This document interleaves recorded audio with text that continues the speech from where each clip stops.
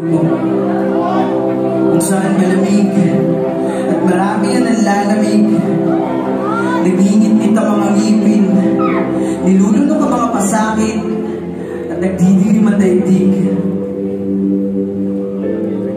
Kaya ninais ko na magdingning, na makapagdala ng init para sa mga nanlalamig at mayakap ang mga nanginginig, masamahan ang mga nag-iisa at mapasaya ang mga nawawalan ng pag-asa. Dalangin ipakilala nila ang Diyos na aking kasama. Kaya ninais ko na mag-alab na lumaki itong maliit na daghitap ng madala sa iba't ibang sulok ng mundo ang balitang nakapagbabago. Kaya lalo kong pinagbaga itong apoy sa puso ko upang makatayo, makahakbang, makatakbo para sa bansa at sa susunod na henerasyon nito.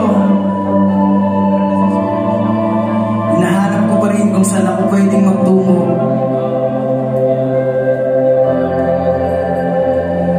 Kaya minsan ako napatingin muli sa dilim.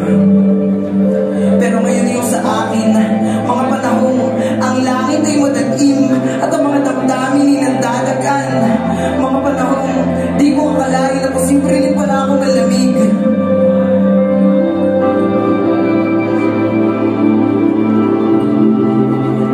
At muli kong naramdaman ang init,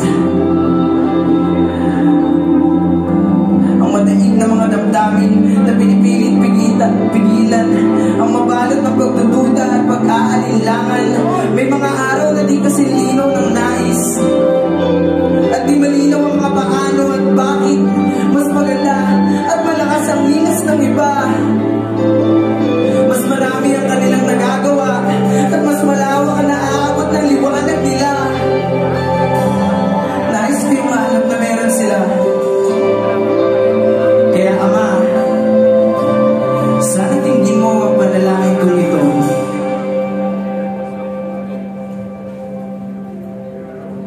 Anak, di mo na kailangang pilitin o brasuhin ang mga nais mong gawin para sa akin. Di mo na kailangan ihambing ang iyong sarili para sa mga tinitingala mo. Ilikha kita para maging ikaw. May nakalaan ako para sa iyo. May magagawa ang maliit na alab mo. Ayoko lang mapasok ka sa sariling apoy mo. Dahil anak kita. Walang maliit na bagay sa aking paningin. Nakikita ko ang iyong puso na may nais marating. Huwag mo itong sukuan, bagkus ay ibabad mo sa panalangin. Pinaghatiwala ko ito sa'yo. Pero ngayon pa lang anak, sinasabi ko na sa'yo, magaling ka, mabuti ka, at tapat kong lingkod, pag-aalabin pa kita. At muli kong naramdaman ang init at nakita ang liwanag